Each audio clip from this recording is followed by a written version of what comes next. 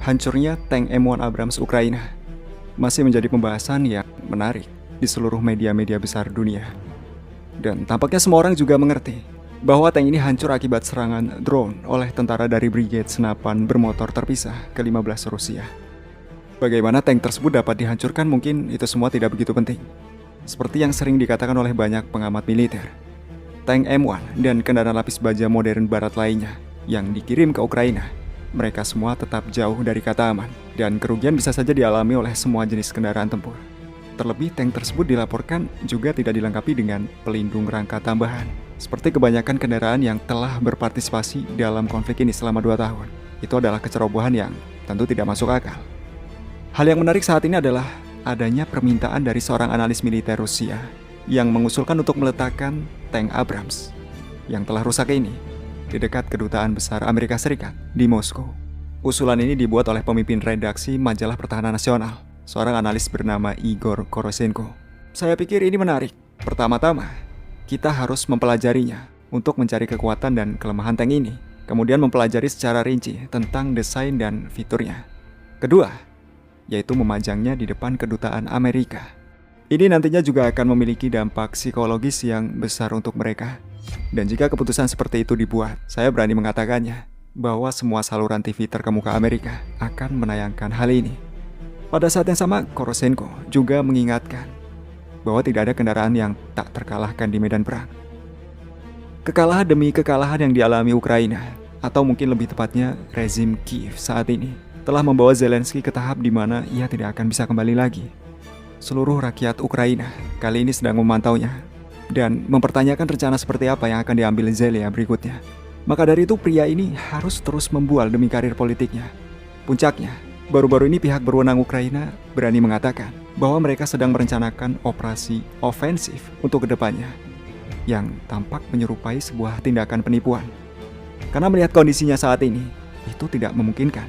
Pasukan Ukraina mungkin hanya akan bergerak jika Angkatan Darat Amerika Serikat mentransfer setengah dari senjatanya. Ini bahkan dikatakan oleh mantan penasehat Zelensky sendiri, Alexei Arestovich. Ukraina harus menghadapi kenyataan kekalahannya, mungkin pada musim gugur 2024 ini. Saya menyayangkan perkataan beberapa orang yang menipu publik dengan menjanjikan serangan balasan lagi. Kenyataannya Angkatan Bersenjata Ukraina saat ini sama sekali tidak menunjukkan inisiatif maju di titik-titik manapun.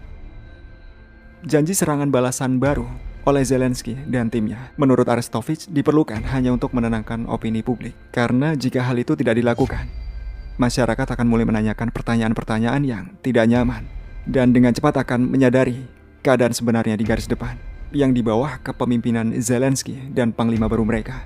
Semuanya tampak semakin memburuk. Masalah ini semakin diperparah dengan kenyataan bahwa banyak unitnya saat ini telah kelelahan. Mereka perlu semacam pergantian atau reorganisasi yang saat ini tidak mungkin untuk dilakukan. Ditambah pasukan Ukraina saat ini banyak diisi oleh warga yang dimobilisasi dengan motivasi rendah dan pelatihan tempur yang dapat dikatakan seadanya. Itu semua menjadi salah satu bukti bahwa Ukraina telah mencapai batasnya. Ya, situasi di garis depan bagi Ukraina saat ini terus memburuk. Di Avdiivka, pasukan Rusia berhasil menguasai desa Severny, yang pada dasarnya laporan itu telah diterima beberapa hari yang lalu. Namun baru hari inilah unit penyerang Rusia mempublikasikan video pembebasan desa tersebut dengan mengibarkan bendera mereka. Batu loncatan lainnya juga berhasil didapatkan Rusia di arah ini.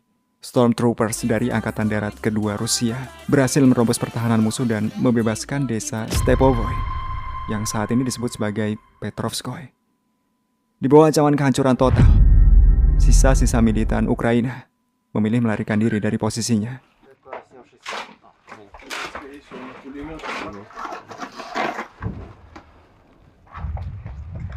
Saat ini kedua wilayah yang dibebaskan sedang dibersihkan.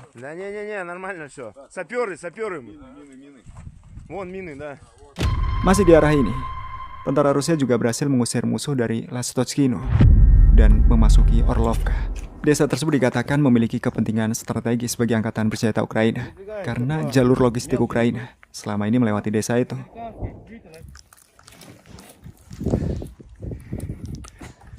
Pertempuran sengit saat ini masih terus berlangsung di Tononkoy, Orlovka, dan Berdichi. Di arah Kupiansk, unit perbaikan dan pemulihan kelompok pasukan Barat memulai hari-harinya dengan melihat berbagai kerusakan dan memperbaiki setiap kendaraan pasukan penyerang Rusia. Para spesialis, tentu, mereka mempunyai peran penting dalam mempersiapkan kendaraan dalam waktu yang telah ditentukan. Ini memiliki pengaruh terhadap pergerakan pasukan Rusia, baik ofensif maupun saat bertahan. Mereka memperbaiki kerusakan dan melengkapi kendaraan dengan pelindungan dinamis. Menurut salah satu tukang reparasi, mereka saat ini sama sekali tidak mengalami kekurangan suku cadang dan peralatan khusus lainnya. Mereka juga memiliki hubungan yang baik dengan pasukan penyerang di garis depan. Pasukan penyerang Rusia di sektor ini dilaporkan maju sedikit demi sedikit dan mengambil posisi yang lebih menguntungkan di wilayah Sinkovka dan Ivanovka. Di Zaporozhye, pertempuran untuk memperebutkan desa hancur Robotino terus berlanjut. Ukraina terus berupaya menutupi bagian sayap di pinggiran utara dan selatan desa tersebut.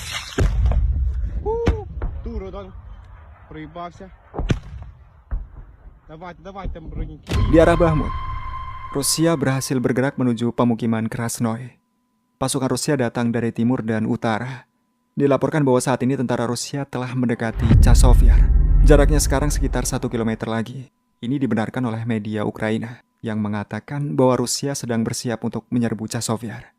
Pesawat tempur angkatan udara Rusia saat ini sedang melakukan serangan besar-besaran terhadap fasilitas angkatan bersenjata Ukraina di dekat kota tersebut. Laporan selesai. Silahkan berdiskusi dan libatkan diri kalian dalam proyek admin membangun channel ini bersama dengan beberapa orang-orang hebat ini.